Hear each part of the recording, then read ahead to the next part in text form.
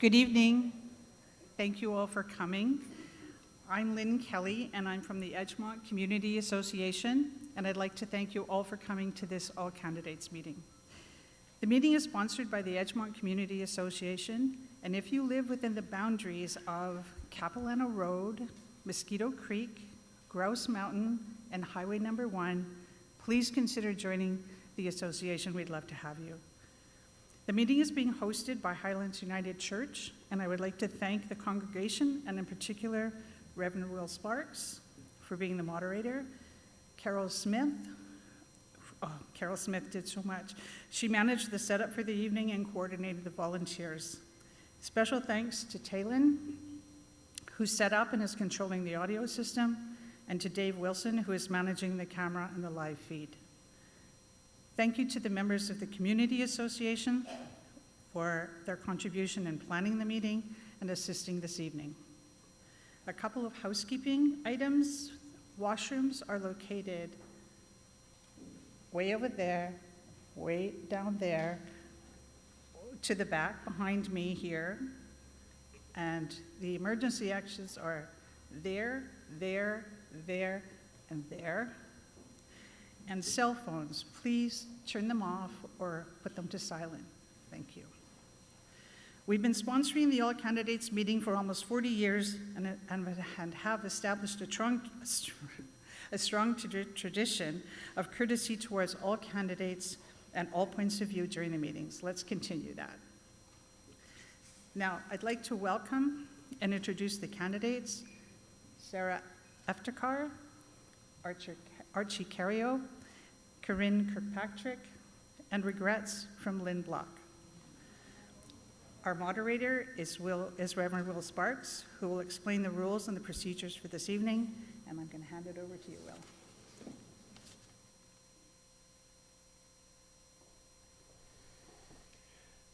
Thank you, Lynne. It's an honor to be here and to moderate this. It's really good to see candidates here, and thank you all for coming to this all candidates meeting. And it's a pleasure to co-host with the Edgemont Community Association. I want to begin by acknowledging the land upon which we meet tonight. As we gather in this place for a process of speaking and listening that will lead us to decide collectively who will govern over the next couple of years. I want to acknowledge that the land upon which this meeting takes place and through which every single one of us traveled in order to get here is the traditional, ancestral, and unceded territory of the Musqueam, Squamish, and Tsleil-Waututh nations. The past governments that have been elected in Canada have yet to make treaty with these nations over this land. It was simply taken without agreement. May we all participate in the process of reconciling that. So at the outset, I should say that we do have a tradition of courtesy and respect. I've known enough candidates in my years to respect anyone who is willing to put themselves forward in that way. And so I hope that that is a tone that we can all embrace tonight. The purpose of the meeting is to help folks who have yet to make up their mind get a little closer to that through the sharing of information. It may be that some audience members have already decided how they'll vote, and that's wonderful. Everyone is welcome. Please, though, no cheering sections, okay? Polite applause is okay after each candidate's opening remarks, but only then. Please do not applaud or boo or hiss or anything else after a candidate answers a question. Just let their words be their words. As moderator, I am responsible for ensuring that the time limits and other rules of the meeting are respected. Time limits must be adhered to tightly so that we are not here all night with as many questions as we have. There's a lot to get through. Lynne and Eric, who are sitting at the front, have 2 colored cards.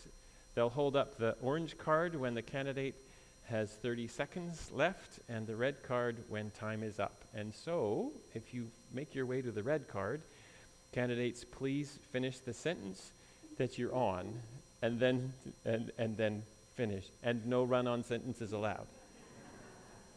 Okay? So we'll start with some opening statements.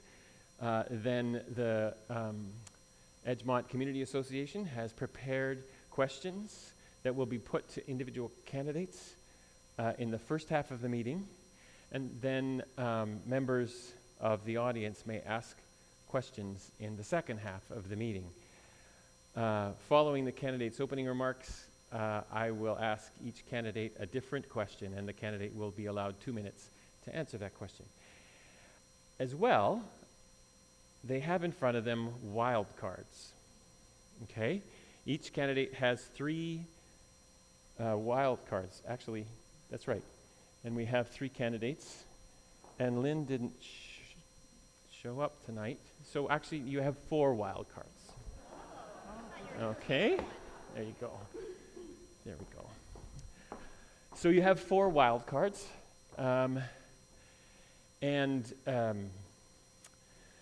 If a question will be asked of one candidate, if you hear their answer and would like to say something, you can spend a wild card. Or if you just simply want to also give a response to that question, just hold up your wild card. I will come and get it. You can speak for 2 minutes, but you won't be able to use that wild card again. And you've only got 4. So use them wisely. We'll have an intermission. During the intermission, there will be a brief break, and during which that time, the members of the audience who would like to put a question to a specific candidate should write their names on cards, which will be distributed by members of the Community Association. You can tell a member of the Community Association because they have a name tag and a clipboard. Okay? Actually, would those folks please put your hands up? Okay, so those are the people to go to speak. Don't write down your question, just write down your name. And then when audience questions are gathered during the break, then I will randomly select name cards submitted by the audience members and call those individuals to the microphone to ask just one question to just one candidate. And I'm going to ask 2 people to the mic at a time so that when one question is done, the next person is ready, and I'll call the next person behind that person. Audience questions are to be limited to 30 seconds to allow for as many questions as possible. And if you are tempted to give a preliminary speech prior to asking your questions, just don't. Because we want to get to your question. When asking questions from the floor, candidates will again be allowed a maximum of 2 minutes, and that's also a time when you can use your wild card. We'll have closing remarks, and then I'll have a few things to say to wrap up. So that's how the evening's going to go. And we are going to begin with opening statements, and in alphabetical order, start with Sara Eftekhar. Hello. Okay, my mic is on. Hi everyone, my name is Sara and I'm your BC NDP candidate. I grew up on the North Shore. The North Shore is my home. But this North Shore is very different than the North Shore that I grew up in. We're facing some really big challenges across BC and across the country. We're still recovering from a global pandemic, from high interest rates, global inflation. These are all impacting the local constituency here. So I'm a nurse practitioner, and the way that, in the lens that I view a lot of these big challenges is through the stories of my patients. I still see babies being discharged from Lionsgate Hospital without a family doctor or a nurse practitioner. I see youth grappling with mental health, seniors falling through the cracks because of unaffordability. You know, the future can feel so uncertain. But there is hope, and that's why I joined the BC NDP. Through my frontline work, I've seen that the NDP is taking the right approach to addressing some of these challenges. The BC NDP is hiring more healthcare workers than ever, tackling housing crisis and affordability, building one of the strongest economies in Canada. And we're starting to just see good results. But there's still so much left to do, and we can't stop now. As a person who loves this community, I worry about the risks of the election. John Rustad was part of a government that caused so many of these problems in the first place.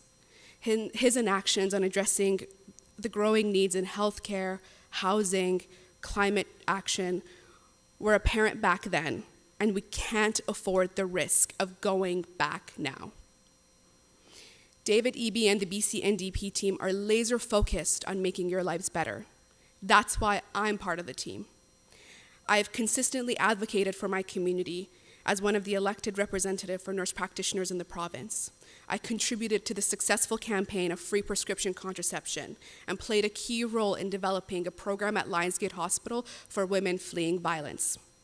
Now I'm ready to be an advocate for you as your MLA for West Vancouver Capilano. Thank you.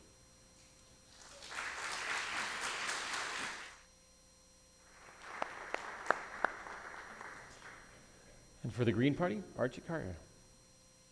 Good evening. Pleasure to see you all here. I'm a candidate for the Green Party of British Columbia in this riding of West Vancouver Capilano. And by way of background, I come from a commercial fishing family that moved to the North Shore in 1953. I've been living in this particular riding now for the last 34 years. I'm a lawyer with 40 years experience, and I know the intricacies of how to manage a practice of law and how the government works from a legal perspective. With respect to this opportunity to speak with you this evening, I want to say to you that our country, our planet, requires a new approach to politics. The Conservatives and the NDP have, as demonstrated in the recent debate by the party leaders, engaged in conflict, which is quite needless. It is better to approach governing from a collaborative process. That is why the Green Party is the best party to vote for at this time, to ensure that we have an opportunity for a Green Party to persuade the larger parties to do the right thing. Now, I say do the right thing. What am I talking about? It's important to keep in mind, for example, Antonio Guterres saying that climate emergency is the biggest economic and environmental threat facing the planet and humanity. This is very serious information that the other candidates don't refer to in a meaningful way. It has recently been noted that we've hit the 1.5 Celsius mark referenced in the Paris Climate Accord. We're on our way to go higher. If we act on the issue now, it is less expensive to our financial well-being than if we wait. The other two main parties in this election do not have a meaningful agenda to address the accelerated climate change problem caused by human use of fossil fuels which place in our atmosphere carbon dioxide, methane, and nitrous oxide in ever greater amounts. We at the Green Party have a plan on how to address this serious issue that currently does impact your finances and your health. We will cut and eventually eliminate subsidies to fossil fuel industry and cancel any further pipeline development that has not been formally and comprehensively approved of, and work towards the electrification of our economy. We have a comprehensive party platform which can be located on the internet at the Green Party website. Some of the objectives of the platform is to focus on the creation of community by addressing housing and transit issues, along with improving the healthcare system by reducing inequality and improving social services. Childcare needs to be provided at $10 a day going forward. The essence of the platform is to ensure that our social cohesion is maintained in the face of significant challenges. It has become clear that our sense of community is diminishing, and we have an opportunity to help create a cohesive and caring society in British Columbia.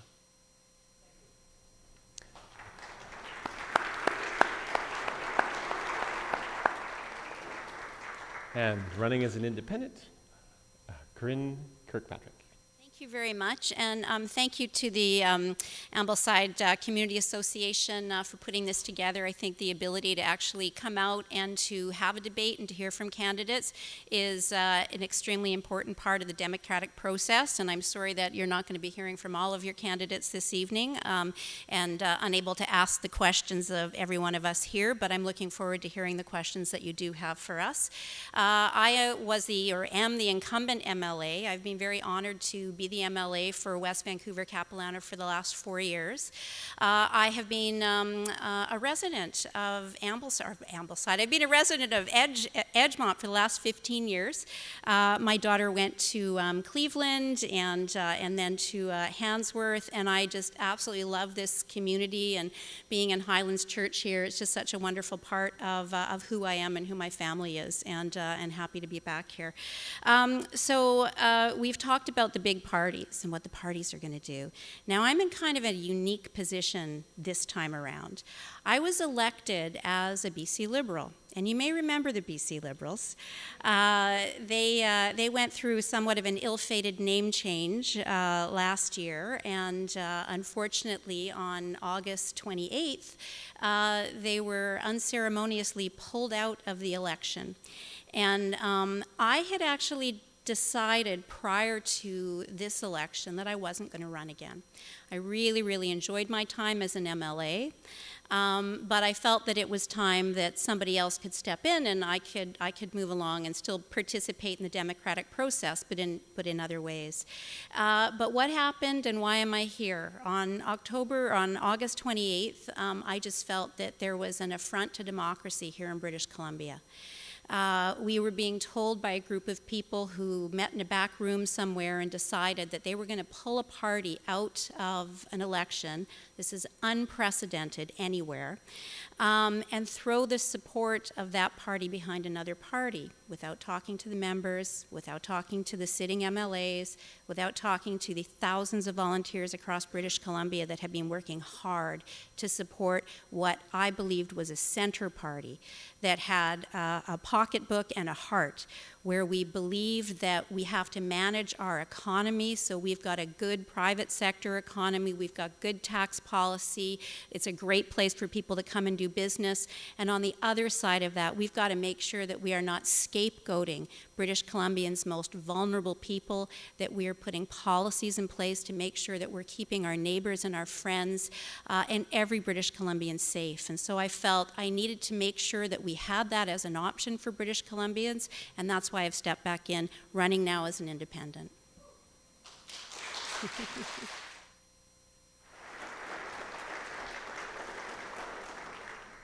Well, thank you all. We're now going to move into our prepared questions, prepared by the Edgemont Community Association. And so this is your time. If you want to use your wild cards, you can start to do that now. The first question is for Karin. What would you do to address the shortage of doctors and other healthcare providers in BC? That's a big question, and it's a question obviously all of us need to be concerned about. There is a necessity to look at what the challenges are to actually having doctors in British Columbia and also to maintain doctors in British Columbia.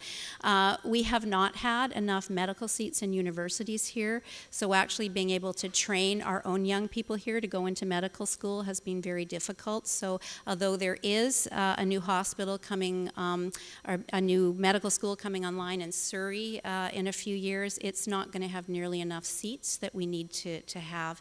We have an issue with residency, so our young people who are coming here and they're going to school, those who are fortunate enough to, they can't get a residency, and so they're having to leave the province in order to be able to do the remainder of their training elsewhere. We need to look at the ability to recognize foreign credentials. We haven't done a good job with that, and the ability to work with the College College of Physicians and Surgeons to make sure that there are pathways for people who are educated in other countries to be able to come back and to work and to have opportunities here that are currently very, very difficult to get to. And we also need to make sure that we are providing appropriate care to our seniors, particularly in this community, without having access to a doctor. They are also not having access to many of the other medical treatments that they need, including referrals to specialists. So it's a big question, but there's a lot that we can do just simply by trying to remove barriers and making sure that people can be educated and want to stay in British Columbia to be doctors. Thank you. You with a wild card? Okay. So I agree with everything that Karin is saying, and that's what the BC NDP is currently trying to do. So as I said, I'm a nurse practitioner. I have an expanded scope so it means that I can prescribe medications, I can send people for referrals, and the BC NDP was the government that expanded the scope of nurse practitioner so that now we're able to take on our own panel of patients, work at places like hospitals and urgent care to really deal with the shortage of doctors and nurses. And Ontario had expanded the scope of nurse practitioners many, many years ago, so we were way behind on that. For the first time, the last 6 months, I worked with doctors from other countries who had trained in other countries. They were part of a readiness assessment program. They were getting exposure and experience in our healthcare system. So this is a program that's just starting to roll out now.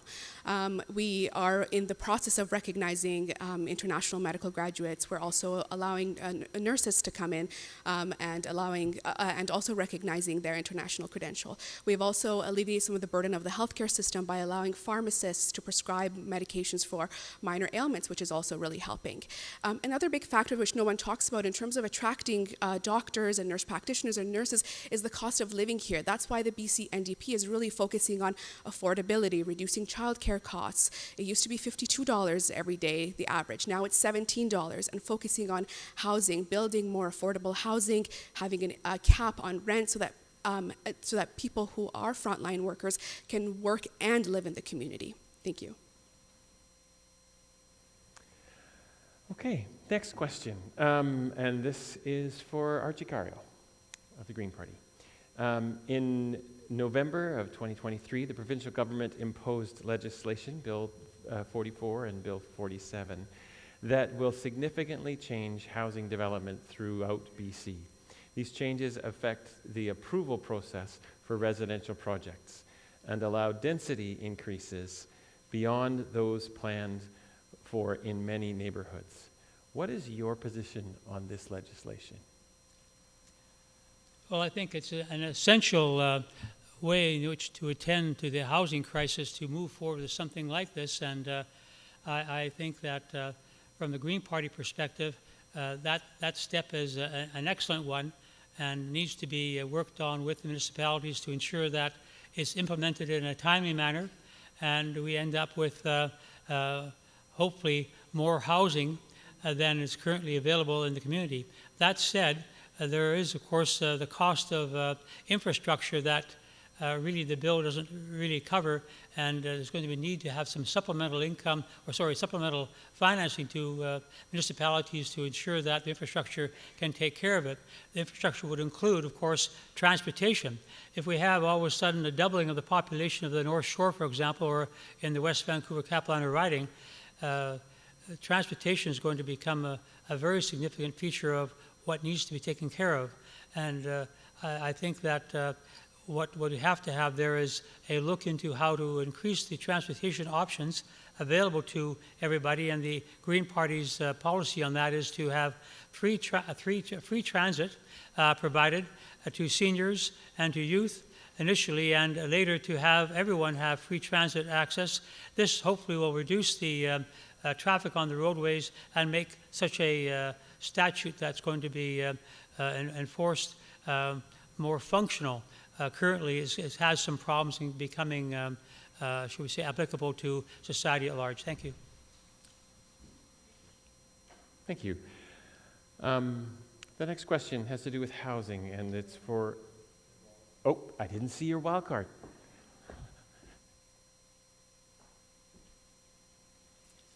Thank you. I couldn't be quiet for that one, so. I was the shadow minister for housing for the past 4 years when Bill 44 was introduced into the House and Bill 47 introduced into the House. In spirit, the idea that we need to increase density is certainly a good one, but the way in which the NDP government tried to move this forward with overarching blanket legislation, with blanket upzoning across British Columbia, regardless of community, so whether you're West Van or North Vancouver or Trail or Lytton, every community would be treated the same in terms of what it needed to do for the upzoning. So we know that when we're trying to increase density, we need to respect the community and we need to respect our municipal governments, which are duly elected by the people in the community. So there does need to be conversation and support with the community in order to increase density. Now, I absolutely believe that we need to do better on the North Shore in terms of providing workforce housing, family housing.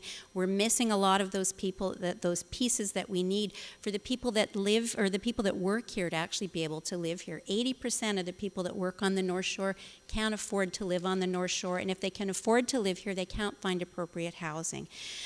So Bill 44 in spirit, but the way that it has been implemented is not effective, and we need to increase, as Archie has said, we need to make sure that if we are increasing density, we're also allowing more school spaces. We know the North Shore schools are overprescribed. We know that we don't have enough other infrastructure here. So it's a flawed bill, a flawed piece of legislation. I introduced amendments to it into the House while we were debating it, which the NDP did not debate. And it does need to be amended and changed to be more successful for everyone. Thank you. Thank you. It looks like we're going to stick to the housing topic, and this question is for Sara Eftekhar. With higher housing density, what steps would you take to keep up with the vast array of infrastructure requirements, such as transit, transportation, corridors, schools, parks, recreation facilities, and essential services like hospitals, ambulances, fire, and police? Yeah, so housing as well as infrastructure needs to go hand in hand. So the BC NDP is on the track to build 300,000 middle-class homes, but we are also investing in, for example, transportation. As part of our platform with the BC NDP, we're going to be introducing a bus that goes from Park Royal to Metrotown to help with some of the congestion and traffic. And we're also the BC NDP for the past couple of years, the 7 years that has been in power, they've opened up new schools. They've also opened up new playgrounds, about 280 new playgrounds, so that families and schools don't have to fundraise for those playgrounds. We've built 38 new urgent care centers. I worked in one of them. If you've seen the construction around Lionsgate Hospital, we're also building an acute tower with 102 beds and 8 operating rooms. And so we are trying to also catch up and build the infrastructure that goes with the housing. Thank you. And the next question goes to Karin Kirkpatrick from running as an independent. It has been suggested that with projected population growth in Metro Vancouver, demand for housing will remain high enough that the new legislation will not have a meaningful impact on housing affordability. What other methods might bring the rise in housing prices under better control? I think I understand. It's a bit of a mix of some questions. Is that with Bill 44 and with the new housing legislation, and there's also the transit-oriented developments, which I think is a good way to approach development, is we've got to look at new ways of actually financing and new ways of building housing. It's not just density, it's where are we building. And it's not just for-profit development or for BC Housing, we need to work collaboratively with different communities to provide housing. So we need to have municipalities step up and the province step up and provide land. We need to make sure that when we've got nonprofit housing providers who are stepping in to build affordable housing, they don't have to pay property transfer tax when they are purchasing. We should look at the ability for first-time housing owners or first-time ownership to be able to reduce the upfront costs of purchasing. There are a lot of additional costs that we see in terms of how long it takes on permitting, the taxes required in different communities in order to even get construction built. And let's look at maybe different ownership models. A lot of other communities in the world have different ways of owning and living together with cooperative housing models and co-op ownership models. And we really have to get away from that traditional what housing is and start to look at some more innovative ways to create housing. Thank you. Over to you. Okay. So in terms of housing, yes, Vancouver is a great place to live, but super expensive. I mean, I have a good paying job. My husband's a lawyer. He has a good paying job, and it's still really hard for us to be able to afford a house right here on the North Shore. And a lot of the people who are my age are struggling with the same problem. In terms of housing, we have to look at it from different angles. So any public land that we have, the BC NDP will be putting forward affordable housing for it. We're introducing a new pathway to home ownership program, which will be great for families like mine, where the BC NDP will pay 40% of a down payment for people who are buying homes for the first time. We're also cutting red tape in construction and building permits, which will also help. We've have rent control, so only a 3% increase every year and no more than that. So that will help with rental prices. We've also banned Airbnbs that's outside your primary residence, and that's opened up many homes in the market many long-term homes back on the market. We're also providing incentives for people like my dad and my parents who have a suite in their home in North Vancouver, but are scared to rent it out. We're providing an insurance incentive and also free legal advice for them to be able to rent out their units to allow for more housing back on the market. So we are not just looking at it from home ownership, we're also looking at it for rent control. Oh, and then the speculation tax has also been helping in terms of putting 20,000 homes back on the market and looking at it from various angles to help bring the costs down so that families like mine can afford and stay here.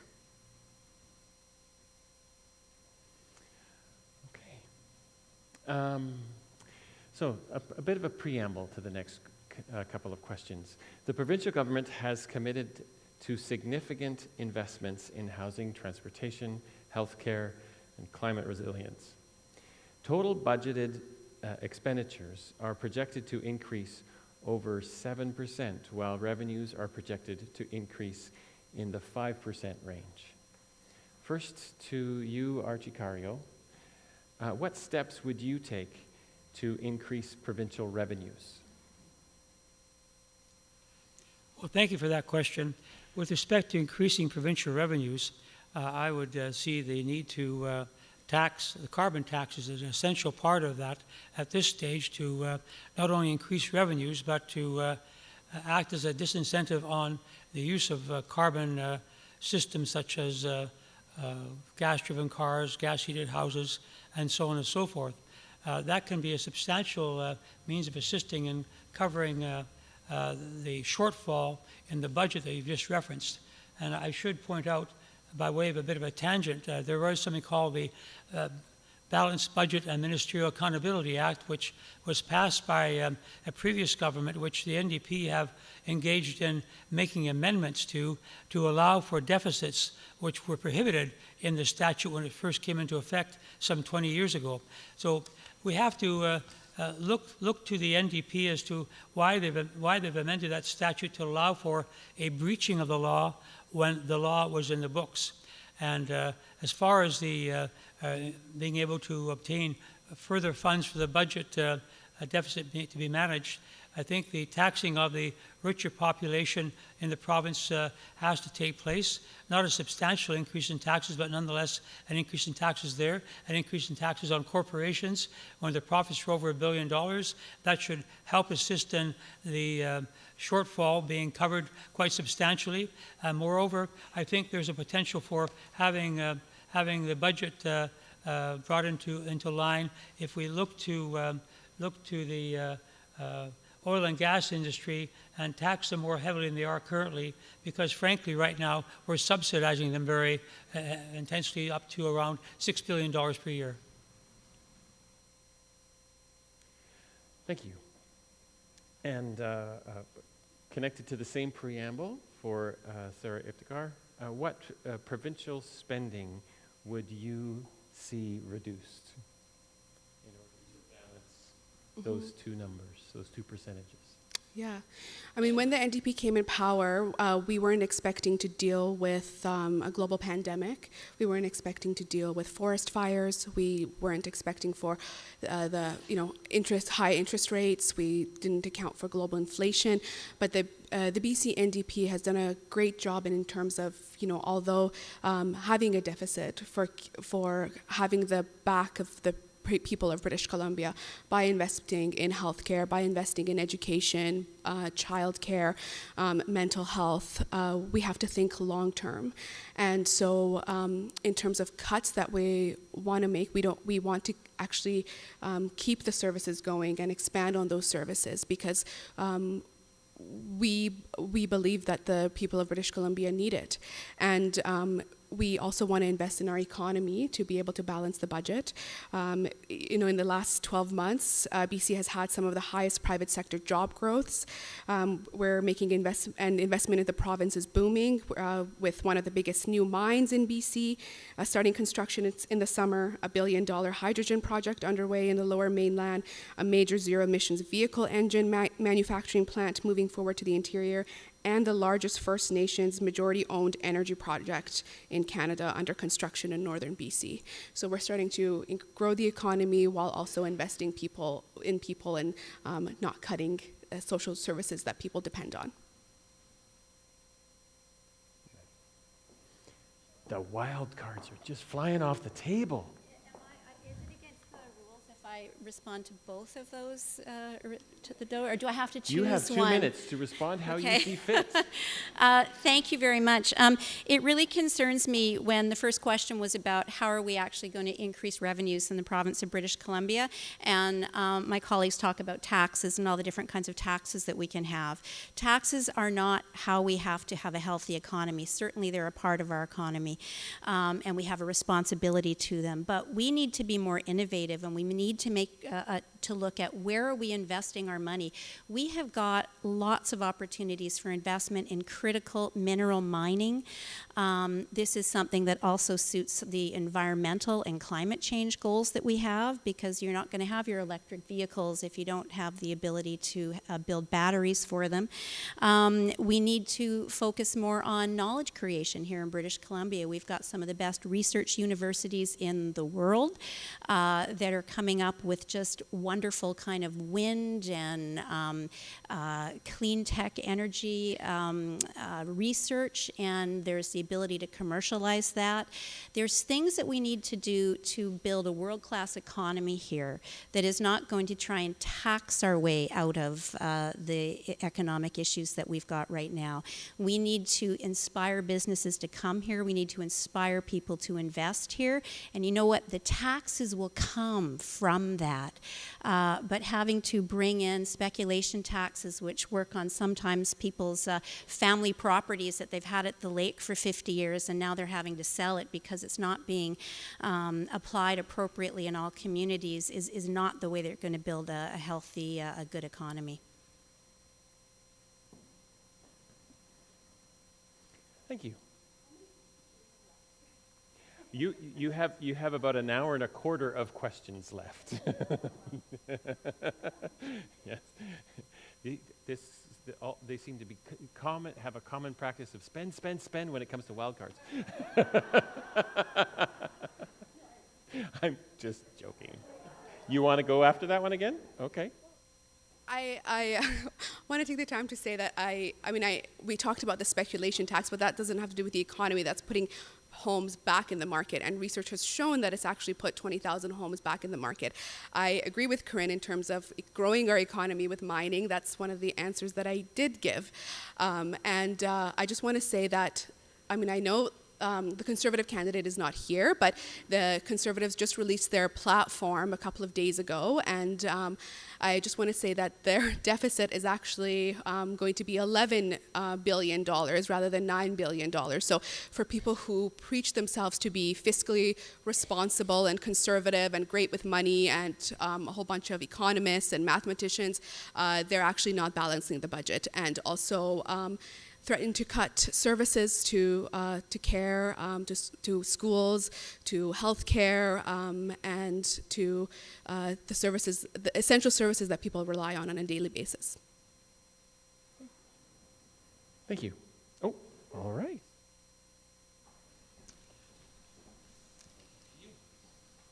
Now, in responding to the suggestion that we can't tax our way out of the problem of a budget shortfall, and to suggest that critical mineral mining and innovative research and inspiring people to come to British Columbia and invest here, unfortunately, I find that so vague as to render it useless. If I may say, what we need to do is deal with balancing the budget now, and that can be achieved through appropriate and focused taxation on appropriate sectors of the economy.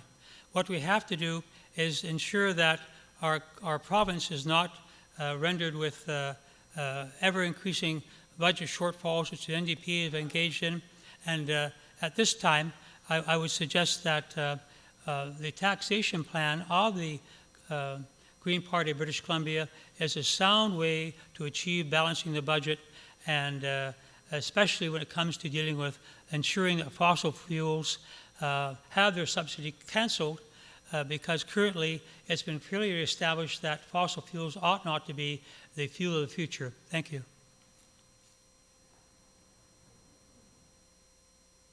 Okay, no more wild cards. Yeah, I know. Okay, that's okay. There's lots more questions. You'll have your chance. So here's a question. Here's the next question is for you, Karin Kirkpatrick. The Metro Vancouver Board is tasked with making high-value decisions on regional services and projects like water, and waste, and housing. How do you envision a more equitable sharing of costs across the region? Well, I thought that the wastewater treatment center might come up in this conversation. There's a flaw in the way that Metro Vancouver oversees these infrastructure projects, and there was actually brought in by the BC Liberals. We had a municipal ombudsperson who actually did have some oversight capacity with some of the municipalities and also with Metro Vancouver, but the NDP government, when they came in, actually removed that position, which I'm not quite sure why, but that was one of the small pieces of oversight that we could have in Metro Vancouver. The process, there's a lot of people calling for a forensic audit and for a review certainly of how the wastewater management treatment plant got to where it is, where each one of us, when we do our taxes every year, is going to have to pay. I keep hearing anywhere from $550 to $720 now. That's going to go up over time, of course, for the next 30 years. But there needs to be a full review of all of Metro, and why is it that people in other communities are able to impose costs on other communities, and can we look at whether there is a way that we can have better cost sharing across Metro Vancouver in terms of what happened with this extraordinarily poorly managed wastewater treatment plant, so that can be shared more evenly amongst all British Columbians, or at least all of those of us in the Lower Mainland. Thank you. A question for Archie Kaario on the topic of healthcare. What steps might be taken to tackle wait lists for patients to see and receive treatment from specialists? Well, as my friend for the NDP has pointed out, there is an increase in hospital availability for the people in Surrey with the forthcoming hospital being built there. As far as Lions Gate is concerned, they are increasing its capacities, but overall what we need to have is, has been indicated by my friends up here on the panel, to increase the number of surgeons and a number of general practitioner doctors by removing the burden that's been placed upon foreignly trained doctors to have to be retrained virtually when coming to BC. This is all being worked on very positively right now at this time. I think the wait times will have to be dealt with by way of a better management of the operating rooms we have, and to increase the number of operating rooms we do have by way of probably engaging in use of facilities in other areas of the province that don't have such a high demand. For example, often you'll find that people get referred out to Whistler or Chilliwack or Surrey to have various steps and procedures take place, and that kind of thing really is unfortunate, probably necessary to meet the demand that we have right now. I would think a central clearing system to ensure that the doctors are aware of availability of spaces for operations and other kinds of care systems, so that doctors can know about these and send their patients here and there throughout the Lower Mainland, if necessary, throughout BC to receive the care they need. I don't think there is such a central clearing system at this point in time, from what I understand, and thank you. Thank you. And So in terms of trying to decrease some of the wait lists for specialists, the BC NDP is investing in a new school, a medical school in Surrey at SFU. So that's going to be allowing a lot more specialists to be coming into and working in our province. We've expanded, or we've actually added an additional about 120 seats at the UBC Medical School, and hopefully people will go into more specialties. We've also increased the number, as part of our platform, we're going to be increasing the number of residencies by 48 spots. So that's at 48 additional specialists. And we're also doubling the number of nurse practitioners who are at the UBC program to allow nurse practitioners to work in the healthcare system. As part of our platform, we're going to be allowing specialists and all healthcare workers actually to be working from province to province. And we're also going to be which will help with some of the wait lists, because people can come in and work here. And another thing that we're going to be doing is allowing people who have provisional licenses, as in they have to wait to get their full license, to actually practice under the supervision of a medical doctor, so that people can get into practice and into our healthcare system as quickly as possible. And of course, as I've mentioned, we're also looking at recognizing international credentials, so that specialists who are foreign trained can come here and work and provide the care that they need. go ahead. Cards. No. Just got one more. You're down to one, each of you. Not that I'm counting. So thank you very much for that. Just with respect to wait times, because I believe that was the gist of the original question there, is that first I'll deal with something that is specific to the North Shore, and then kind of a philosophical disagreement that we may have in terms of healthcare. But I'll start with, we've got a lack of long-term care beds here in North Vancouver. We know that the Capilano Care closed a few years ago. Vancouver Coastal Health purchased the property, but at this point there's absolutely no plans on replacing that. Inglewood needs to be replaced. So if you've got a loved one and you need to have that loved one in long-term care, those beds just simply don't exist on the North Shore. Why is that related to wait lists? Well, here's how everything works together. Lions Gate Hospital is often running at over 100% capacity. The reason that they are at over 100% capacity is because they are unable to discharge people into long-term care beds. That's not just seniors, but there's other people in community that also need long-term care beds. So those patients are taking up acute care beds. Meanwhile, you're backing up the whole hospital because you've got people in emergency that can't come into a bed because there's nowhere to discharge people on the other side of it. So that is just one of the examples. You've given me 1 minute to do the bigger one is private health care. Is that when I was diagnosed with breast cancer 3 years ago, I went and I got an MRI immediately through a private health care provider here. It was going to be a month for me to get that same MRI through our public system. We need to work together in our healthcare system to be able to access, and government pays so everybody gets treated equally, but to access some of those places where they've got space and time where some of these procedures can be done.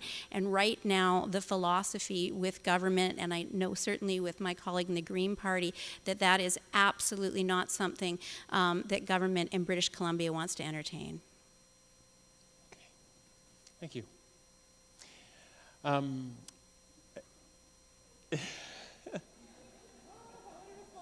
A pause. Okay.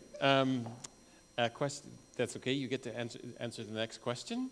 Premier Eby says that the carbon tax will be eliminated if the federal government permits it. What alternative measures should the provincial government take to discourage the use of carbon fuels and to replace funding lost due to the elimination of that tax? So the carbon tax was a tax that was brought in by the Liberal government, and it is federally mandated. I mean, we can look at Saskatchewan. They're trying to get right out of it, but now they're in court. So I know that the Conservatives, their big thing is cut what acts the tax, the carbon tax, but it is actually federally mandated. It was a tax that was brought in 2008, and it was it was working then, but unfortunately, or fortunately, people's minds have changed about the carbon tax. People are now more focused on affordability, even though there are some rebates with the carbon tax that people get, but people are, we shouldn't have to focus on either environmental issues or focus on affordability. And so the BC NDP, after listening to the people, has said that if the carbon tax is federally removed, then we will also go ahead with removing it, but also trying to reduce carbon emissions by taxing the gas and the oil sector and making them pay for it. Thought you might spend one of yours.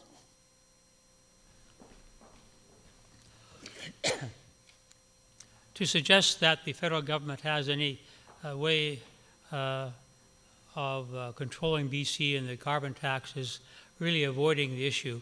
The federal government is actually following BC's lead in having the carbon tax in place, and I think we need the carbon tax to be even increased.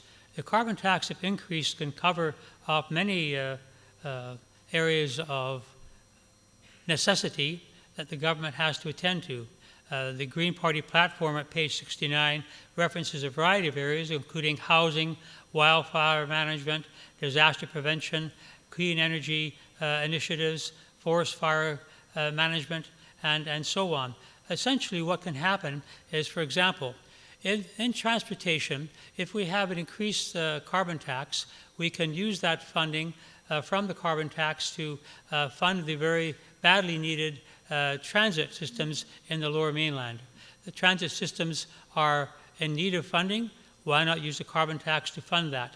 Moreover, the more people that find it difficult to afford to use their vehicles when they're driving around with the higher gas prices will likely want to be able to use the very transit system that the carbon tax could fund.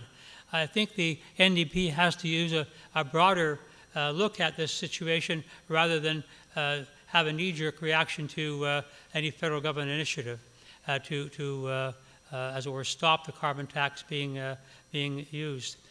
People haven't been informed properly, it looks like, with respect to the actual objectives of carbon tax and how useful it is. And I suggest that the Green Party platform has a number of very significant areas where it can be used. For example, in housing, the extra money can be used to ensure that housing that we have now and is being built in the future can be carbon-free. Thank you. Thank you. We are going to take one more question from the pre-prepared ones, and then we're going to take a bit of a break. So here's the last question, and it's for Karin Kirkpatrick. How would you address the ever-increasing traffic congestion to, from, and around the North Shore? We have a traffic problem on the North Shore? Well, there's a few things we can do, but the one that I like to talk about, that I get most excited about, although it's going to be a long time, unfortunately, to make this happen, is I would like to see a replacement of the Second Narrows Bridge. It's 60 years old. A couple years ago, we had a big hole in the middle of it for a period of time as we had to drive over all of those boards. It is in desperate need of replacement. Now, I love active transportation, and I'd like us to see more opportunities there, but we do need still to have a bridge which allows car traffic on it. But it can be 10 lanes, it can have HOV lane, it can have, should have dedicated bike lanes and dedicated bus lanes. But as well as that, the thing that British Columbia has not given to the North Shore, which the North Shore really deserves, is to connect us into SkyTrain or light rail transit so that we are connected to the rest of the lower mainland. There was a far bigger case to be made for bringing rapid transit to the North Shore rather even than out to UBC. We've got almost the same traffic numbers as the Golden Ears Bridge does on a daily basis coming on and off of the North Shore, and then we have to serve all of the people up the sea to sky, and so we don't have transportation. You can't take a bus from here up to Squamish. So we need to do better. It has to be a major infrastructure project. And that's just getting people on and off, and there's a number of things we need to talk about in terms of why it takes you 30 minutes in West Vancouver to get to the hospital if you're having an emergency because the traffic is so bad going those directions. But we have to have infrastructure investment for the North Shore. We deserve it. It's been far too long, and the current plan for TransLink only shows us getting rapid buses, and that's just not going to do it with our growth. Okay. So the BC NDP has invested record number of dollars to TransLink and to transit. We've increased the number of the C buses. We've also introduced the R2 bus that's helping people and get on the bus go from Ambleside to Phibbs Exchange to Lonsdale Quay. We, as part of our plan for TransLink, we do want to invest in the Second Narrows Bridge, but building a 10-lane bridge will just cause the traffic to all just bottleneck to Vancouver and cause it to get worse. And in Vancouver, they also do not want our traffic. So putting in a 10-lane bridge instead of the Second Narrows will not be helpful. But what we are going to be investing in immediately is putting in a bus that goes from Park Royal to Metrotown, but then also investing in a rapid bus that goes from Park Royal to Metrotown. And this is effective because we've had a meeting with the Capilano Student Union just recently, and they say that 40% of their students are coming from Burnaby via Metrotown, so they could really use that transit route, and then a lot of them can also work at Park Royal to help boost the local economy. And another thing with transit as well is we also have to focus on affordable housing, so people who work here can also live here. We've already built 460 units of affordable housing with BZ Housing, and we need to do more to ensure that people are not going across town to work, and that people who work here can actually live here. Thank you. Thank you. So we're going to take a break. We still have some questions that we'll put at the very last if you don't come up with any. Okay? But now we're going to have a short break. If you have a question prepared or you would like to ask a question, please talk to one of the Edgemont Community Association members with the name tags and the clipboards, giving just your name on a card. Okay?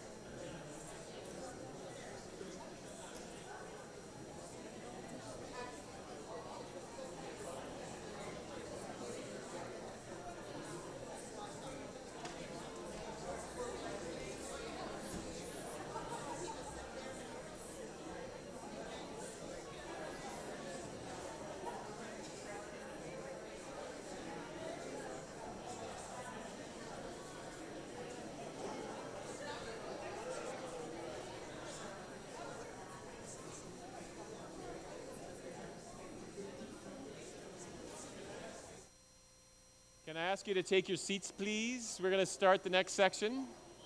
This is your chance for your questions now. And Karin Kirkpatrick, if you could take the stage, please.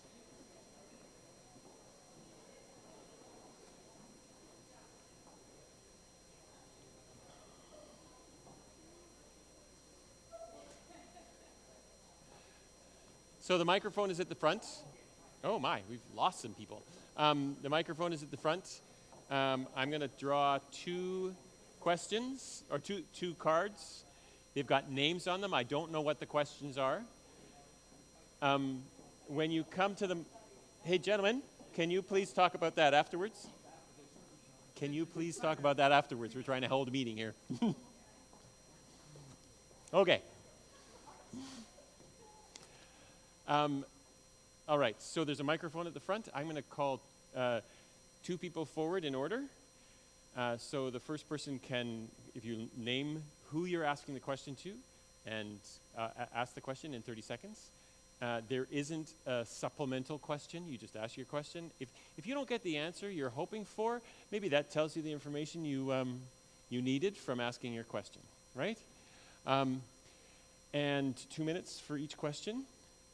There are a few wild cards left on the table. So, when I call your name, there will already be somebody at the mic. So please come and be prepared with your question when the previous question is finished. Okay. So would Susan McCrae come and ask the first question, and would Robert Penrose be ready?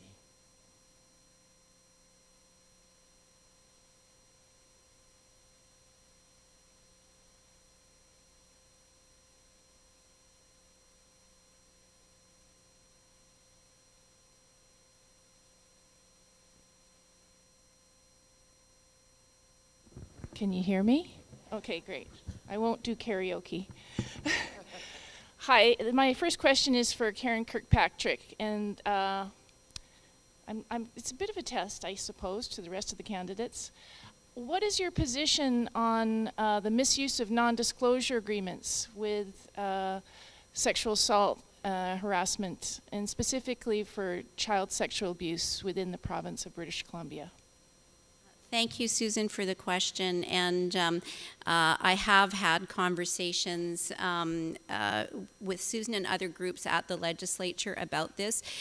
There are issues which are quite significant federally and provincially where we need to look at changing legislation so that someone who is a perpetrator of sexual abuse against a young person, they themselves are not the one that is being actually protected by the use of an NDA.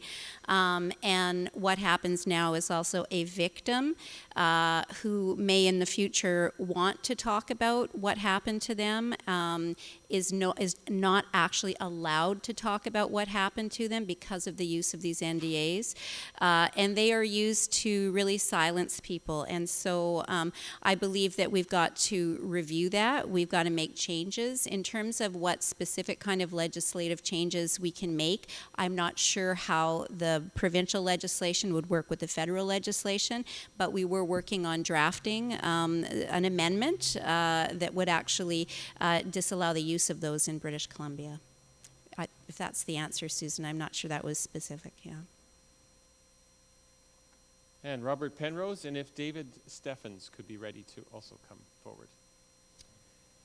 Good evening. While I desperately wanted to ask a question about the carbon tax, I will focus on healthcare instead. And this question's for the NDP, Sara. Jane Philpott has a new book out on health for all, a doctor's prescription for a healthier Canada. And the basic concept is that just like there is a school for every student in Canada, and they're assigned to a school, what's the opportunity that we have in British Columbia to implement a similar approach? Actually, Canada-wide, we need to implement it, whereby every single individual is assigned to a health unit or an integrated health unit, and that could help to provide supportive health care, not just for all sorts of medical care, including psychiatric care. Yeah, No, I definitely agree with this model. I'm proud to be a nurse practitioner because there are a lot of nurse practitioner-led clinics in the province that are working collaboratively with other healthcare professionals like social workers, physiotherapists, mental health counselors to provide holistic care for folks.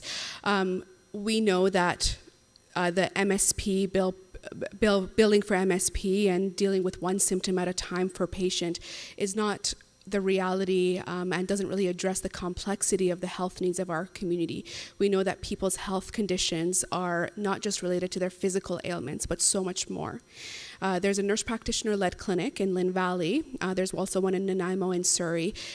We work not by billing MSP per symptom, we work at a salary basis, so we're allowed to spend the extra time with patients to really understand what their needs are and to address the complex needs and also do referrals to them to the services that may be necessary.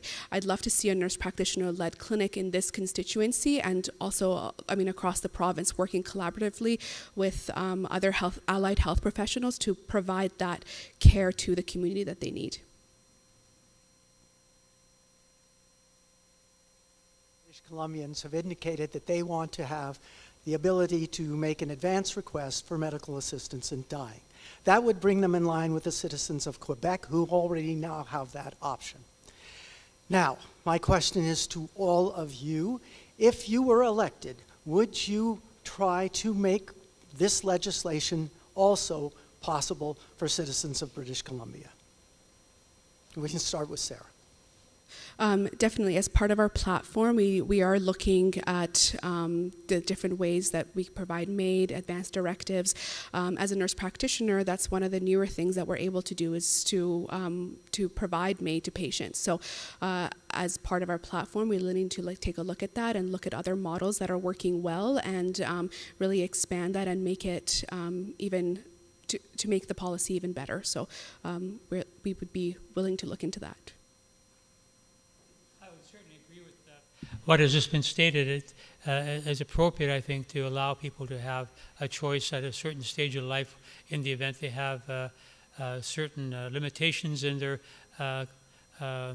capacity to enjoy life, or they have limitations in the way they see their future unfolding. This needs to be carefully looked at, and I think the Quebec model is a useful one. I agree with what my colleagues up here have said. Dementia is one. I've been talking to a number of families who have family members with dementia, and there are complexities to that when you're putting in an advanced directive to actually know at what point you are actually able to determine that it is the right time.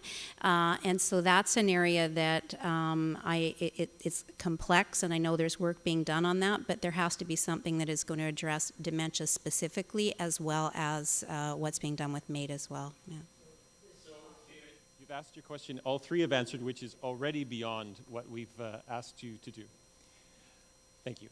And so we're going to get back to the original rules here, and I'd ask Eleanor Gill to come forward and ask your question, and Francisco Cabañas, did I get it? Hi, this is a question for Karin. So we know what the other major parties' positions are on the carbon tax. If re-elected as an independent, what will be your position and what will be your, role, I think, in advocating for your position? Thanks. I'm so glad you asked me the question on carbon tax.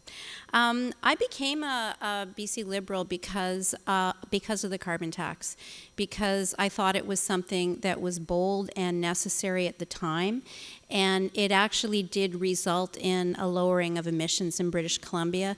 It was carbon neutral. It was revenue neutral, and it worked when it was brought in. Now, if you look today at the carbon tax, it is administered very differently, and we have emissions going up. So what I don't like is people yelling, axe the tax, but not explain why that is and why, what are the alternatives. And now both parties are saying that they're going to get rid of the carbon tax.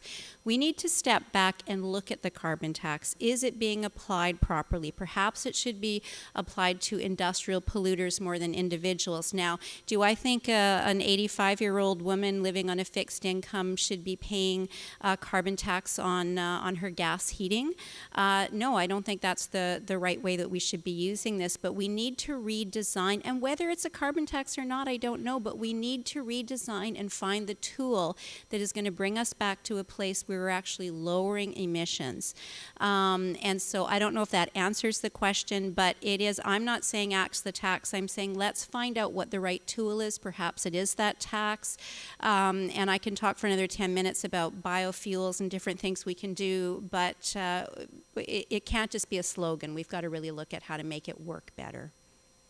Thank you. Before you speak, Francisco, Gary, and I can't pronounce your last name, so if you could be ready to be at the mic. My question is to Sara, and it's with respect to transportation. We all know that the traffic is a disaster on the First Narrows Bridge and on Georgia Street and on Marine Drive and on Taylor Way and on Capilano Road.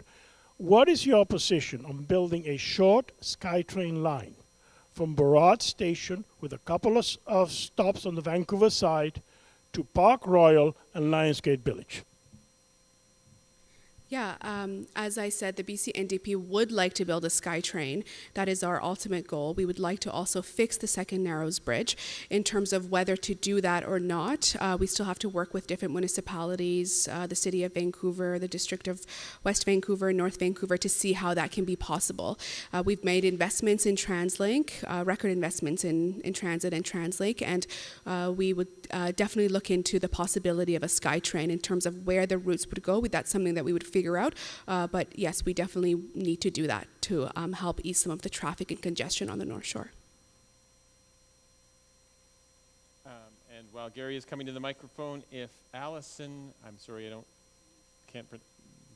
get your last name, but Allison, if you could come. It's Gary Prosnick. Okay, a question for Karin. I liked your analysis of the carbon tax, thank you. What's missing in politicians is that the job is to get elected and then re-elected or get the party elected.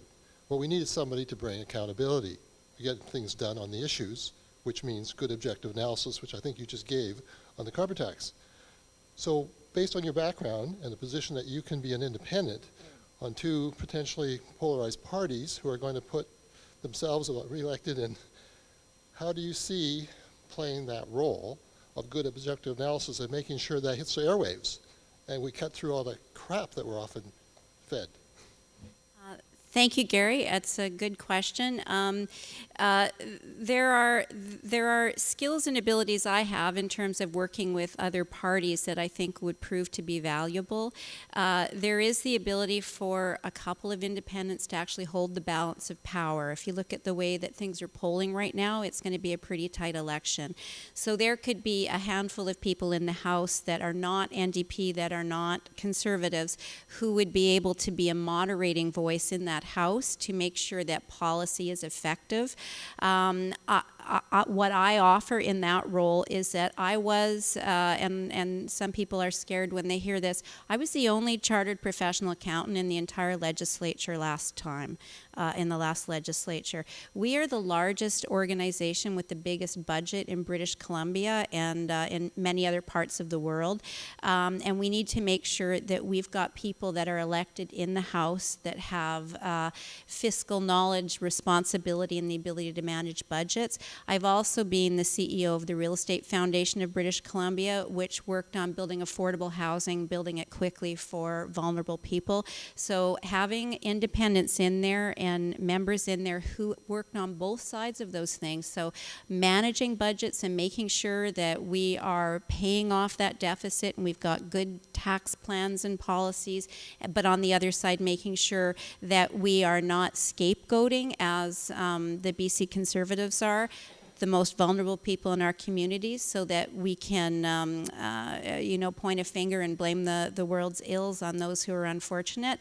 The ability to work across party lines, and I have worked with my colleagues, former BCU colleagues, who I work well with, who are in the Conservative Party, and I've had a lot of success in working with my colleagues in the NDP to actually get things done, and it's that collaborative approach that I could bring and that an independent could bring. All right. So, Allison, and if Maria could be ready with the next question. My question is for the organizers. First of all, I want to say thank you for all you being here today. And I want to ask the organizers, at what point did you hear that the Conservative candidate was not going to be here? And was a reason given for that absence?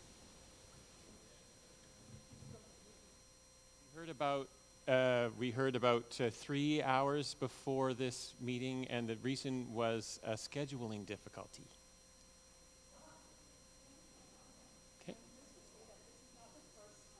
She hasn't showed up to the debates. We went to a high school debate. She didn't show up. She hasn't gone to any of the schools to speak at all. There's no possibility of interacting with her, asking her questions, holding her accountable, especially as a school trustee, a West Vancouver school trustee. So it's very concerning. Okay, so you're Maria, and then Amir. Thanks. Between 2018 and 2014, I have been court interpreter in IRB, Immigration Refugee Board, and as a result of the knowledge that I have, I see a cause and effect relationship between the housing issues that you are talking about and the immigration policy. There has been a merge between IRB and immigration policy, and I see that the housing crisis is being created rather than being here, coming out of the community, or birth rate, which normally causes housing issues. So if you see this cause and relationships, and it's kind of proven to you, would be seeing any problem-solving approach to it. Question for specifically? Which candidate? Karin. Thank you. I just want to clarify that I understand the question as well. And so we have a lack of housing, and at the same time we have in-migration, and those things are impacting each other. Was that the merging of IRB, Immigration Refugee Board, and immigration, which was immigration policy that had very high standard of screening before, but now after this merging, which done under NDP, the problems cause, and one subsection of problem is housing issue because of this. So we talk about how to solve it, but we don't talk about how this problem is created. So I'm trying to just draw your attention towards the cause rather than to now what to do, because North Shore cannot accommodate this kind of housing. And so specifically your question for the candidate would be what? Again, I'm saying I see the cause and effect relationship between this housing issue and the immigration, the new immigration policy. I would suggest you just comment on that. Yes, I will, and there's a lot there that I'm not knowledgeable to be able to address, but what I will address is the question that comes up quite frequently is immigration actually one of the contributing issues with respect to a lack of housing, and then are we actually appropriately and morally supporting our immigrants by actually being able to have housing for them? And I'm not sure if that was the question, but Immigration this is something that needs about a 4-hour answer if we're going to really have this conversation. There have been reductions in immigration for students and student visas and a number of other things that government is trying to do while it tries to catch up with its housing stock. But at the same time, we know that we need immigrants in this country because we are desperate for their skills and abilities in so many different places and ways. And we need to have international students because we need that diversity of knowledge and education. But we've got to figure out how to deal with housing. And although those are connected, housing is connected to just so many other things. And we talked a bit earlier about what are the things we can do to provide housing, which is giving land to nonprofits and reducing the tax burden of building and all of those things. So that was a vague answer, but I'm not completely sure what the question was. And following Ian Muirhead, I think.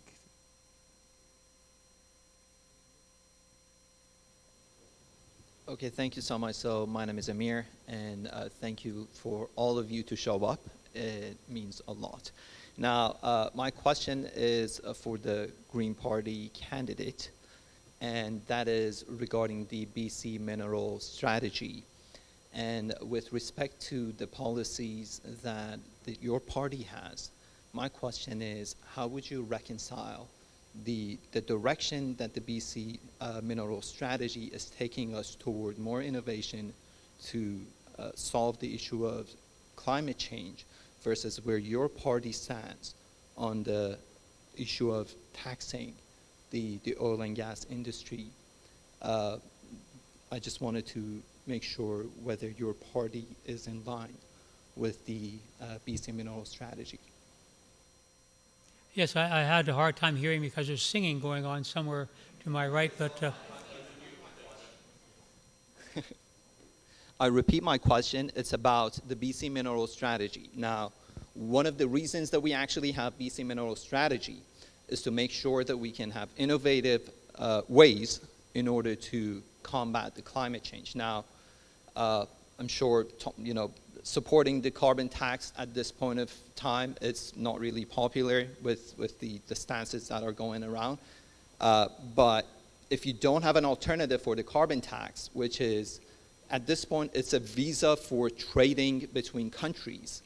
Right now, in BC, we have 57% of our export to the United States. NAFTA 2.0, which is something that Trump is basically planning to renege on it in the election that is coming up.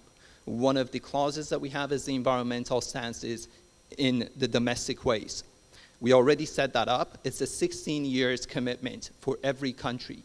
Now, if we renege on our environmental stances, we will then lose on the NAFTA 2.0. One of the ways that you can combat that is the BC mineral strategy.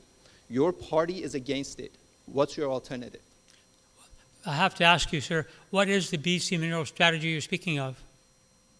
Oh, dear. BC minerals. As succinctly as you can, because we've got a pile of other questions that I also want to get to. I was expecting the candidates to know about BC mineral strategy, so I don't need to explain it. Give us 15 seconds. So BC mineral strategy allows, or basically reduces the regulations overall for the private sector with collaboration with indigenous nations in order to then do the mining in the correct way. Let's say, I'm just going to make the language easy. In that way, the BC mineral strategy could be an alternative for carbon tax.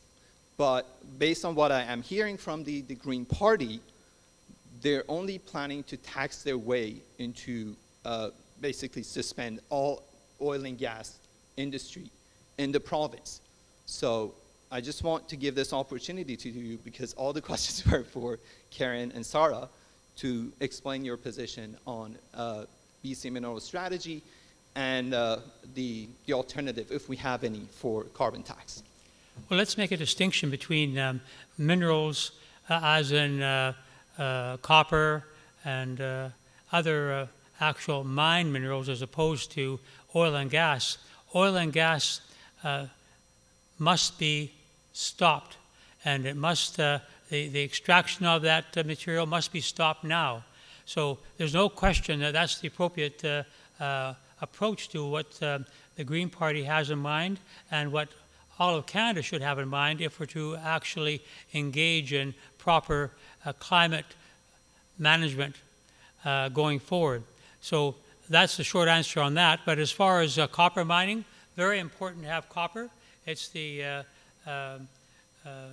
essential mineral for dealing with the electrification of the country and indeed of the world, and other kinds of minerals that assist in that electrification ought to be encouraged by way of extraction. And I don't quite know how else to deal with answering your question, because it seemed to me that you had carbon tax mixed in with your question, and the carbon tax is essential as well. The carbon tax, I should add, one day will no longer be relevant. We will have an electrified economy, and there'll be no more carbon being produced through the consumption of motor vehicles or heating of homes. That may take a long time, but that's the ultimate objective. So let's just cancel anything to do with oil and gas extraction, period. Thank you. Is it Ian? Ian, and followed by Wraith Alexander? Okay. My question's for Sara. In May of this year, the legislature passed Bill 21. The effect of that, it's not in force, but it's been passed, is to take away the independence of lawyers in British Columbia. Every province in Canada, as far as I know, I'm not sure about Quebec, forever has had independent societies whereby lawyers govern themselves, educate themselves, set standards for themselves, against a lot of opposition from the Law Society, the Canadian Bar Association, and many others. Bill 21 was pushed through in an unceremonious way. And so my question to you is, if you are in the House, would you support a bill to undo Bill 21 and reconsider the issues, but do it in a way with consultation? Isn't it right now in court? Lots of lawyers are suing. There's a court case against that right now. Yeah, so I guess we'll have to see what the result of that is and what the law courts or what the court decides and what happens with that. I mean, for me personally, I wasn't a part of that government previously that put that in place, but of course a consultation process is necessary in anything that we do, and I do agree that there should be consultations with any policy that we do pass. So moving forward, depending on what the decision of the case is and what these what lawyers and associations and the Bar Association and the professions say, I would definitely be, we would definitely, as the party, we would look into that. We've got some wild card options. It's an example of the NDP over-bureaucratizing what is already an effective system of management of lawyers. The NDP is engaged, in my view, in something that they don't really understand in terms of its ultimate impact. That's despite Premier Eby being a lawyer himself. I don't really understand where he's coming from. For example, just to give a sensible kind of a context, if a person approaches a lawyer and wants to challenge a government statute because it's treating them in an unfair manner, the current bill, as envisioned, essentially would have the potential of sanctioning that lawyer because they were acting contrary to the interests of the provincial government. And it ends up developing a conflict of interest, in other words, for the lawyer to challenge the government about an unfair practice developed from legislation that the government had passed. It becomes a bit of a Kafkaesque kind of demonstration of how not to run a independent society such as the Law Society. There are other examples. For example, we would have a situation where lawyers could be sanctioned for even speaking out against government. And that would be, once again, entirely inappropriate because lawyers are the safeguarders of our rights, and for our government to step on those rights would be assisted by allowing Bill 21 to remain in place. No, I'm good now. That was enough on Bill 21. Yeah. All right, so Wraith Alexander, and if I think it's Sue Mavinik could be prepared for the next question. Thank you. Okay. Yes, so I'll give it to Karin Kirkpatrick. We heard about the rapid bus between Metrotown and Park Royal, but in my experience, the R2 is one of the only buses that isn't overpacked to the rafters. Is there anything we can do to work with TransLink specifically for the Lynne Valley and Upper Lonsdale routes, maybe, from downtown? I'm going to be quite honest with you, as I cannot give that a robust answer because I just simply don't know enough about it, and I don't know enough about those specific routes. If we have got rapid buses that aren't at capacity, and we've got other buses that are at capacity, we need to look at how we're managing the system, and we also need to make sure that we've got direct bus routes up to Capilano. So I won't pretend to be able to answer the question, but I'm certainly interested in transit and making sure it works on the North Shore. All right, Sue, followed by Judith Clark. My question is for Karin, and I think you've already spoken to my question a little bit, but I have a concern about the impact an independent could have within Parliament because of the lack of leader. There is some impression that if you don't have a leader, you therefore can't do anything within government. I wonder if you can comment more on that. Thank you for that question. It's a good question, and it's one that people should be asking. If you look at the polls right now, you've got a dead heat between the NDP government and the Conservatives. And so what that means is that if there are a handful of moderate independents that are elected into the House, they would have the potential to hold the balance of power. And that could be very significant. So that's why you're hearing in the news and everything right now is don't discount the power of what an independent could bring for your community and as well as for the province. I think it's very important that we have voices in the House who are moderate, who are centrist, which I consider myself, and I also consider that the majority of British Columbians are also centrist and moderate in the way that they approach things. So there is the potential that one would be able to support those policies and legislation which they felt were in the best interest of British Columbians, and would have the ability to influence policies and legislation just to take some of the pointy edges off, because we do have a Conservative Party, I will say, I'm very concerned about with the extreme comments and the social conservatism and politicians wanting to get their fingers on K-12 curriculum development, is that we need to make sure that we've got people that are in the middle who are able to just keep the wheels on the bus. So, and it might be just one, it might be 5 of us. I'm very excited about the potential for any of my 5 previous colleagues that were BCU, very, very good, capable MLAs getting into the House. And I don't know if I said this before, but I believe that there will be a party that grows out of this. I can't promise if it's going to be the 1 or 2 that get elected, but something is going to be bigger than just having the independents in there. Thank you. Did you want to use that? Sure.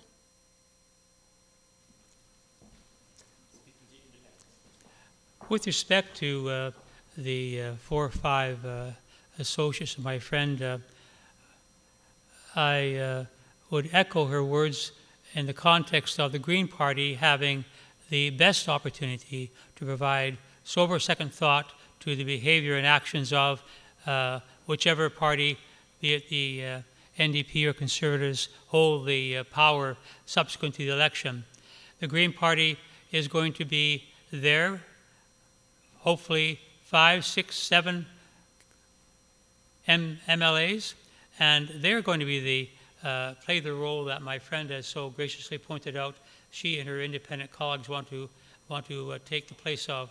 The Green Party is going to be taking that place, and I think that we should consider their platform as one that's ultimately very moderate in the sense that it provides British Columbians with an opportunity to move forward in developing a sense of community that has been eroded by the way in which the current political system has, shall we say, led to fragmentation and conflict. You saw this in the recent leaders' debate where the NDP leader, Mr. Eby, and the Conservative leader, Mr. Rustad, were, if I may use the word, barking at each other about their various positions. Sonia Forsteno, in my submission, ended up being the only voice of reason of the three people on that stage. And it is that very role that she will take in the Legislative Assembly coming up that will make this province work again in a more collaborative and positive way. Thank you. Judith and then Diana. My question is for Sara, and going back to the housing issues. I am generally supportive of efforts to increase affordable housing stock, but I am concerned that new homes will be snapped up by overseas investors and British Columbians will quickly be priced out of this market. Does the NDP see this as a concern? Is there a plan to address this so that we're not just creating more rentals and overseas ownership? So your concern is that developers are building houses that are going to be unaffordable? It's the ownership issue and who is going to own this new housing stock. Yeah. Are British Columbians going to be able to buy it, or is it going to be all in foreign investment? Yeah. So, I mean, we're trying to tackle foreign investment in terms of making it harder for foreigners to come buy houses here. We've introduced the speculation tax, the empty homes tax, to incentivize from foreign investment in terms of housing. We want to use public land for rental housing, rental apartments, and we plan to cut red tape and make construction faster to do so. And we're also addressing housing by, as I said, banning Airbnbs, which has allowed houses back on the market, putting a rental cap for people who are already in houses, and trying to incentivize people to rent out their units that they own to, again, create more long-term housing. So Diana, followed by John Miller. Hello, this is for Karin Kirkpatrick. With regards to housing, how would you work with a community that outright refuses to densify, all the while workers are traveling significant distances to said community? Oh my goodness, there's a question that I've asked myself on many occasions. We need to incentivize communities, and so I think what's happening now with Bill 44 is that it seems to be a big stick that is being used by government, and so you have communities that are going to immediately get their back up and they're going to say, no, you can't tell us what we're going to do. So there does need to be a more cooperative way to work with communities, but we also have to look at communities like North Vancouver and like West Vancouver and say we need to create housing for families and we need to create housing for people that live in this community. There is not a drawbridge that goes up at the end of the night when you drive over the bridge and come home. And we need to make sure that we actually are creating an environment where we can create more housing, which also gives us more tax revenue, which helps because West Vancouver, because of its low growth, has real challenges just in balancing its budget. So there are ways that the province can incentivize and perhaps bonus or benefit municipalities if they're hitting certain targets. And that's why if we're talking about NIMBYism, which might be the word that we're just not saying, is that there were things in Bill 44 which I understood the what was trying to be accomplished, and one of those things was taking away public hearings. And so the reason that you want to take away public hearings is that so some of this NIMBYism can get, taken off the table and things can get done. But then when you stop public hearings, you're taking away a democratic principle in terms of a community being able to have input into what it looks like and how it develops. So that was kind of a politician answer there, but there was we need to do something to incentivize. So John Miller, and we are actually going to get through all of your questions. How about that? John Miller followed by Sally Sampler. Thank you very much. This is directed to Karin, exploring your centrism a little bit. Now as Archie started off this morning, earlier in the night, we are facing an imminent climate disaster here on this planet. And it's being caused clearly by fossil fuel extraction and consumption. And the solution, as the Green Party has outlined very clearly in its platform, is to stop subsidies, stop issuing new permits, no more pipelines, no more port facilities, stop the extraction of LNG and more LNG infrastructure generally. It's the NDP are committed to ongoing extraction and consumption of fossil fuels. Okay, sorry, and the Conservatives similarly.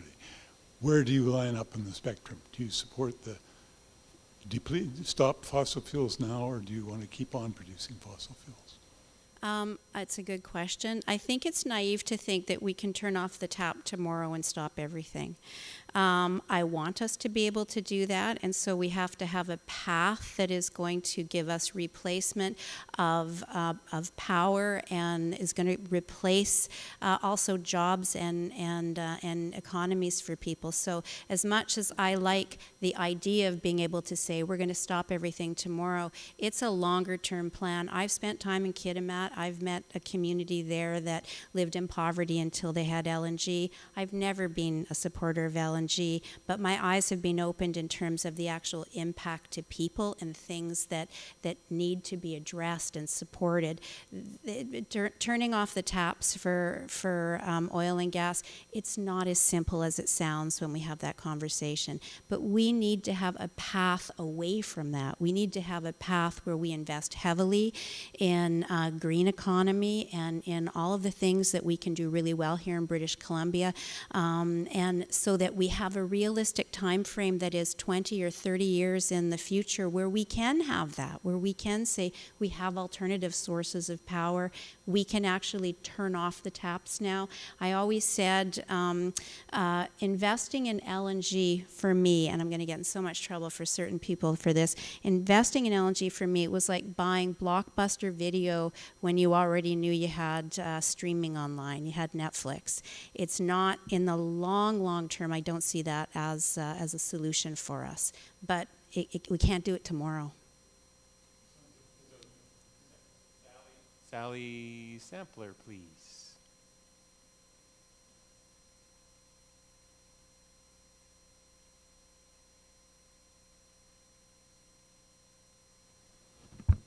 So my question is, what are you going to do about the wastewater plant? Oh, Karin. I feel very popular here today. The plan, it's a tough one. We talked a little bit about it previously, is that first we have to figure out what happened and how do we have a system that would let this amount of ineptitude with no oversight get to the point that it's at today. We still don't know what that thing's going to cost us, I mean, realistically. So we need to, as a province, have some kind of mechanism put in place that this won't happen again, but we also have to figure out how it got to this point. And I don't know enough about, on the municipal side, are there tools or what is it that we can do to kind of force that cost sharing so that we're not bearing it here, but it really is up to the municipalities and the mayors that are in Metro Vancouver are really making that determination on who's going to pay for what. So that specific thing I can't do anything about, but what I can do is say we have to look at a new way to run Metro Vancouver and a new system so this won't happen again.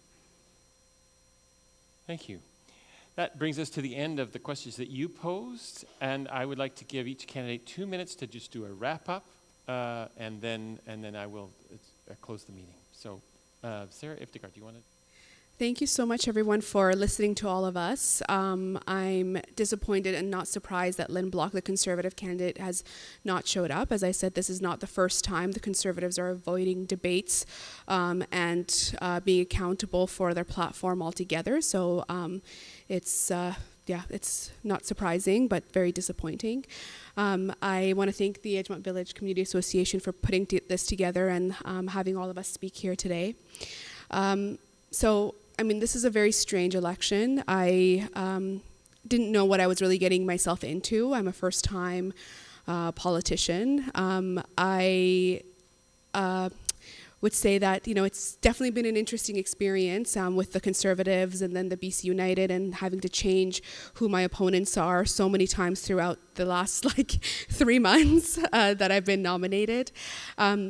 I have to just say that, I'm rooted in this community. I grew up here, as I said. I volunteered since the age of 14, Lynn Valley Care Center. I became a nurse, literally took care of the community, and I've been an advocate for a long time as well.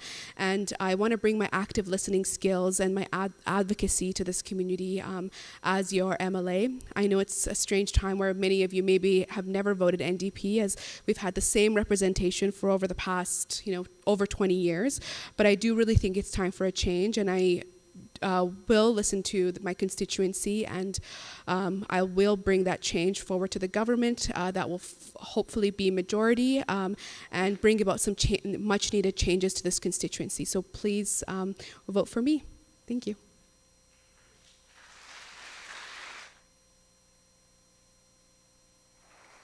And Archie, Kaario. Yes, thank you for coming along tonight. It's a pleasure to meet with all of you and to hear my fellow candidates speak about what they believe in and how they would plan for the future of our lovely province. I came to politics largely because I'm very motivated by environmental issues, but of course the environment isn't the only issue that we have to face here in British Columbia. There are serious issues that we have to deal with in terms of helping those with mental health issues. Senior care, for example. In senior care, we ought to have in place a plan to provide 2 hours per day of home support for seniors that want to stay in place.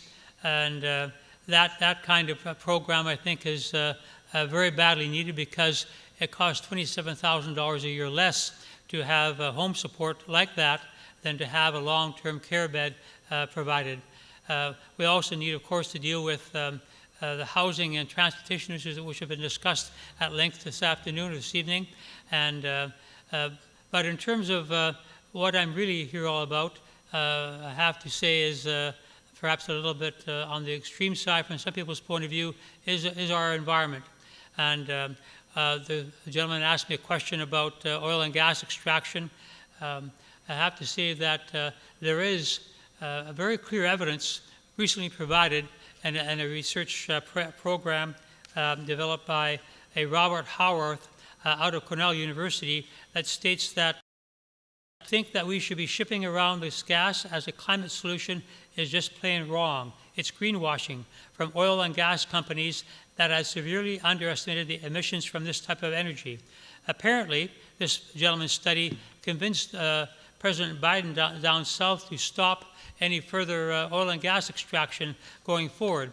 The replacement for him has gone back on that, but apparently oil and gas being shipped overseas is a very negative way to look at how we should work on our future. Thank you.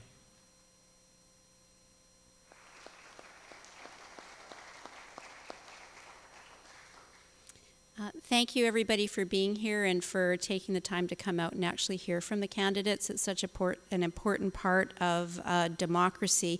One of my concerns is that those who are considering voting for the BC Conservatives are voting against something instead of voting for something. And so, although I am accused of splitting the right vote, I am not. I am here providing an option to the right vote, and I am a center voice and a center vote.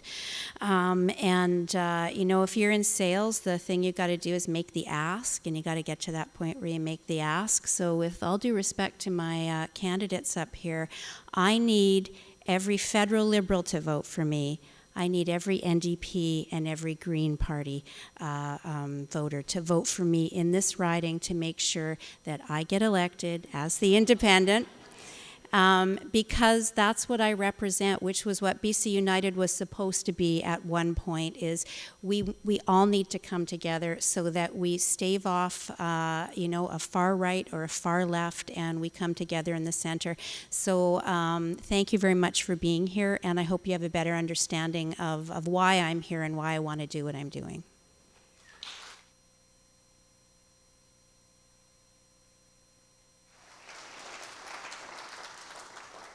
Well, there you have it. The thing that I would say most strenuously is vote. Okay? Everybody, please vote. Thank you for coming. Thank you to the Edgemont Community Association for putting so much work into making this happen.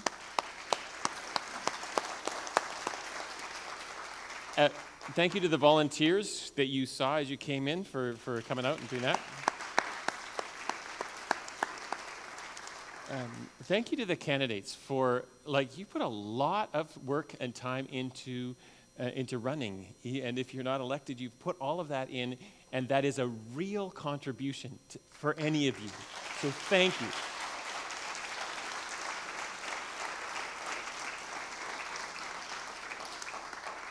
It's a huge gift we have in British Columbia. That ought not to be taken for granted. So thank you for not only voting, but also participating, because this matters. So thank you very much for coming, everyone.